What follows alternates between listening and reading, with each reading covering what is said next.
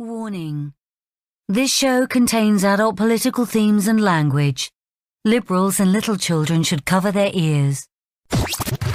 Welcome to Liberty Never Sleeps, where negativity never sounded so good. Now here's your host, Thomas Purcell. Ebola outbreak. Victim who sparked fears of global epidemic was on his way home to the United States. That's pretty scary. Well, Patrick Sawyer could have brought Ebola to the U.S., but died in Nigeria while en route to his family in Minnesota. Well, he wasn't actually en route. He wasn't on like some United Airlines flight and died in flight. See, a lot of people don't. I think we're overhyping. I shouldn't use that word. The chances of the Ebola as a virus getting over here and spreading through the United States is pretty slim. A lot of people don't know is Ebola kills its host in about 90% of the time, but this particular strain kills about 60% of the time and is not as virulent. It can't live outside the human body for more than a couple hours. Right. And it's spread only through bodily fluid transmission. The doctors get it because they're in contact every day with this virus. And you know, but the chances of it getting here is pretty slim. Could it get here? Yeah, sure. Well, Tom, it's a disease. Yeah. The Ebola victim who was allowed to board an international flight was an American citizen, so he was on a flight. He was allowed to board an international flight. Well, what was the situation there? Did he die on the flight or what? Or he did not know he had it? Yeah, he didn't know he had it. Right, and then he died. Mm-hmm. Before he could get on the flight. He took 2 flights to get to Nigeria from Liberia. Right. He died before but the flight from Africa to New York. I mean, you would have to be. He collapsed. Okay, he collapsed at the airport on the landing when he was going to come back. You would have to be catching the virus at like the time you got on the flight for it to get here, because it either kills you on the way over or the virus dies. Can it get here? That's what I said. Can it get here? Yeah. But the likelihood of contamination on a flight and then getting here and then spreading it once you get is pretty slim because of the time factor and the time factor of the disease. So that's why we've never really seen Ebola in the United States, because it's primarily a disease that's spread locally. And they've now closed their borders and things like that, which is what you do with a disease this virulent. Now, what you have to worry about is it mutating into an airborne, or something like that. That's the real concern, not the actual virus that is as it stands now, but the fact that it could mutate to an airborne or a transmission method that would allow it to live longer, or a transmission method that was easier to get. You know, did you watch the press conference where they announced that Ebola killed? Well, they didn't say that. They said one of the physicians had died. Yeah, Sierra Leone's top doctor died from the virus. Right. Well, they started off the announcement. They go, Dr. So-and-so, Dr. Mbenga Bangui died, while treating patients for the Ebola virus. Some idiot in the press conference goes, excuse me, what did he die of? And the guy had to go, Ebola, what do you think he died of? Working every day with Ebola people? Of course he died. I think I told my Ebola joke once before on this show. I had a couple clients that had a monkey. Did I ever tell you this story? No, and just to be clear, Tom, the guy who died's name was Sheikh Umar Khan. I was close, wasn't I? Yeah, you were real close. He was credited with treating more than 100 patients. Yeah, I feels bad for his family. Thank you. Yeah, let's give him some credit, Tom. But let's face it. I mean, you're exposed every day. These doctors are courageous who go into that. I mean, that's a lethal disease. Absolutely. It's not just treating the measles, is it? No, and I'm sure, from what I understand, it's not a real pretty death. No, hemorrhagic fever, which is what Ebola is. That's the type of illness it is. You know, like they talk what kind of Ebola is a hemorrhagic fever, and what your body does is starts bleeding everywhere, internally and externally. You start to, you contaminate everything around you too. So it's very easy to get because it's transmitted by bodily fluids. For a doctor, I mean, it's easy to get. You're exposed, and they got to cover themselves completely in eco suits, right, to prevent contamination. But you could get it. I was going to say, maybe what are you trying to prevent me from telling my Ebola joke? Or no, not at all. I just wanted. I saw you take a breath on the monitor, so I figured I'd take a chance and maybe get some words in. Take a chance? Yeah, just take a chance that you'd let me.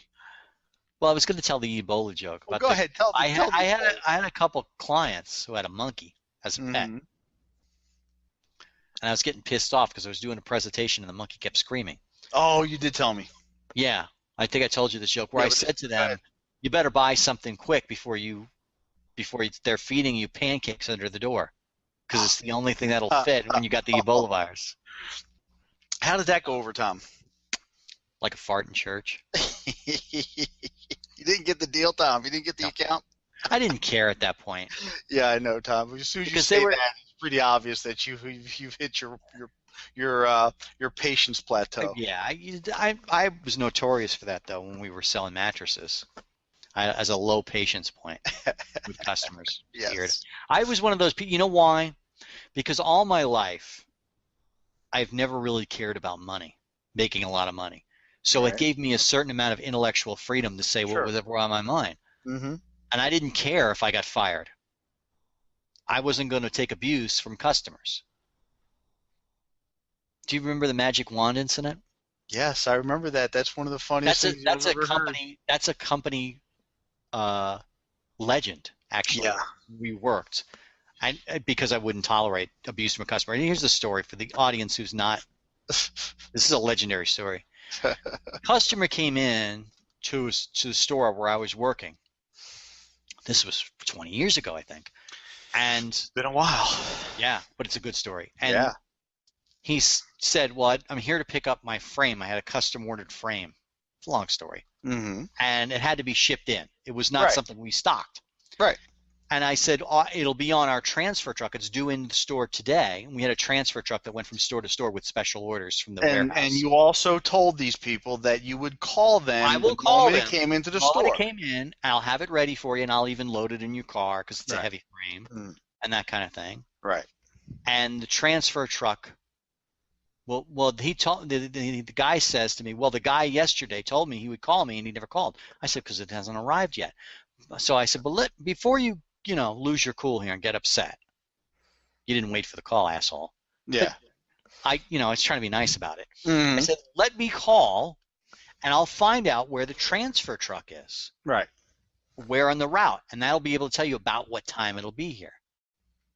So he starts going into his, "I just told it would be here today." And I go, "He told you he would call. I'm here today. I will call. But you're here at the store. Maybe it'll be here shortly." Right.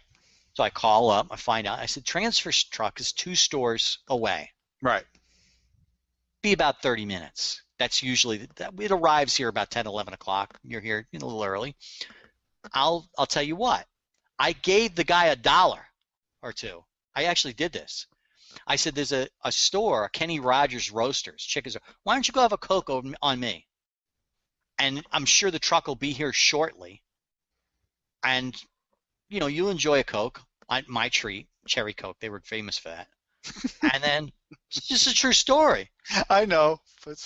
And as soon as it gets here on the transfer truck, I'll let you know while you're drinking your Coke, it's here. So the guy gets irate. And he says, "I want to know why it isn't here. He told me it would be here today." And he starts making a fuss in the store. Now I'm pissed off because I was really kind to him. You were, Tom. I got to tell you, you were actually very good. I was offered, right. And he starts and I said, "Hey, listen, pal." Now I get nasty. I go, "What do you want me to do? Wave a magic wand and make it appear? It'll be here when it's here." Oh, that's hysterical. Now, little do I know that the microphone was open while I had the guy on hold, but the transfer truck on hold. Mm-hmm. So the transfer truck hears me tell the guy, "What do you want me to do? Wave a magic wand?" And I forget who it was. He was a young kid. He does something really stupid. He tells our boss that I told the customer, "What do you want me to do? Wave a magic wand?" No, And then Tom, that's not what happened. what happened?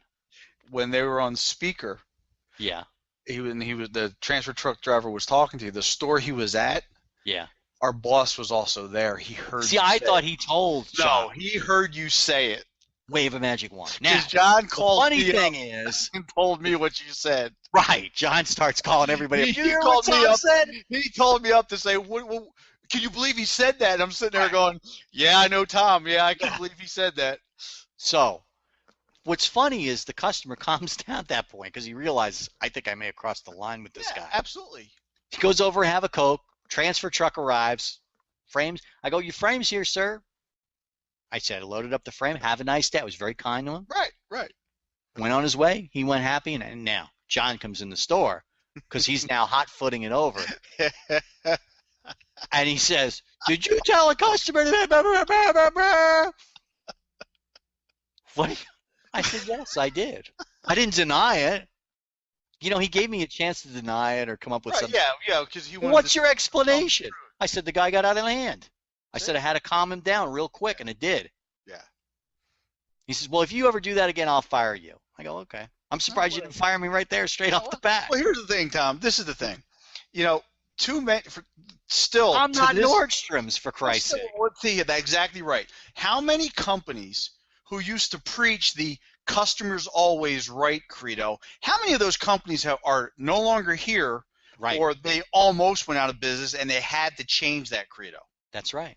That's one of the most ridiculous credos ever. is. Now, sure, at the time, it was a great ploy. It was a great advertising. But listen, you tell people that the customer is always right, and there are customers out there Right. that take that to heart, and when they're in a dispute over, like in this case, you were told, first we told you folks that we would call you when it came in. So they go into that customer's always right mode. Okay, and they think that they can say stuff like that, and they think really that they can get abusive with the salesperson. Okay. So what does this have to do with Ebola? It doesn't. It's your story. We're totally off tangent. I know. It Totally started off as where we get off the tangent. But the point I was trying to make with Ebola was that I think people are panicking a little too much about this Ebola story, that it's not as significant as people realize. Now, does that mean that it's not a threat? No. Does that mean it's not a big story? No, it's an important story. We've got an illness that kills almost everybody it comes in contact with, and it's spreading over in Africa. That doesn't mean that you have to go out and buy rubber gloves tomorrow at Walmart. So, absolutely. But it's something that we need to keep an eye on. Yeah. Yeah, but I mean, the chances of it getting over here are pretty slim. And then there's probably some guy saying, "Oh, well, yeah, well, what about AIDS?"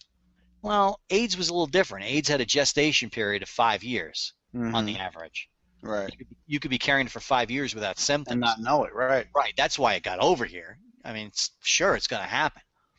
But the chances of Ebola coming to Chicago and wiping out half of Chicago are about nil. Maybe slightly above nil. It's more likely you're going to get hit by a lightning or eaten by a shark than you are going to die from Ebola. Just I would be more concerned if I was living in Africa or like teaching school over there in Kenya, or Liberia or something like that. If I was an exchange student, or if I was travel in my job took me to Africa or African cities, I would be fairly concerned about it because that's the kind of thing that could wipe out a lot of people in Africa. But I don't think it's going to expand beyond the jungles, basically because of the remoteness.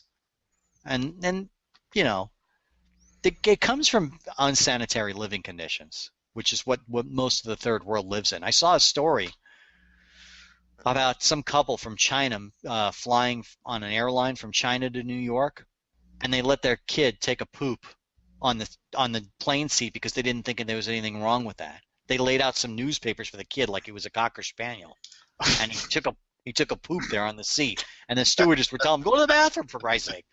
Well, they've go to the bathroom. They've never seen a bathroom. No. I mean, 3 hours ago they were pissing in the ditch. So how did they know you're not supposed to poop on your seat? Yeah, they're probably looking at people like, "What's your problem?" This is coming to the United States because we keep having this mentality that everything's okay, that everyone should live like they do everywhere else in the world rather than here in America. Right. They're supposed to assimilate to the United States way of life. Right. Right. You don't poop on your seat, folks. That's not what we do here. Go to the bathroom. They should have been told that. They shouldn't have been allowed to let the kid take a crap on the seat. They should have grabbed the kid from the parents, marched him over to the bathroom. That's what they did when I was a little kid, you know, when you're toilet training. You march him over to the kid and you use the hole. That's what it's for. Right. We got to stop with this politically correct, be nice to everybody, don't offend everybody. I mean, do you think about it? This is Delta Airlines. Delta Airlines took the opinion, well, it's best not to offend people and let them poop on the seat. They didn't mind about offending everybody else in the airline who had to smell this kid's shit. Well, I don't think it was that. I don't think it was. They don't want to offend it. They didn't want to. That's what it was. No, they don't want to traumatize the kid. Not traumatizing the kid. Grabbing some stranger grabs the kid by the arm. Come on. It's not traumatizing the kid. And they take him over to the bathroom. Come on, the parents are probably to learn how we do things in the rest of the real world. Take a crap in the toilet, kid. That's not traumatizing a kid. That's traumatizing. No, it isn't. That kid wouldn't know what the hell was going on. Whatever. We got to go to commercial break. Okay. It's not traumatizing a kid. You grab a kid. Were you traumatized when your dad told you, "Hey, kid, don't crap on the table"? That's my dad. That's somebody I know. So what? It makes no difference. Don't crap on the dinner table. Go use the head. The voice of me, Tom. You might hurt my feelings. Oh, I remember. You know, my dad was like that. Not traumatizing me. I remember when he taught me to swim. You know what he did? He threw him in the scruff of the neck, threw him in the pool, and said, "Swim!" Yeah. Yelled at the top of his lungs while he lit up a smoke and sat back down. Hey, kid, swim! That's how I learned to swim. Yeah. Was I traumatized by it? No. Self-preservation mode. Yeah, you probably were to a certain degree, but you got over it. But you got over it. Swim. That's for friggin' sure. These kids today. Don't get me started because child drownings are an incident. Oh my God, in Arizona, absolutely. In Arizona, it's a big thing. Why don't you stop building fences and teach your kid to swim? Yep. For crying out loud. Yep. Oh, yeah. We got to go to commercial break. Okay. When we get back, we've got more stories.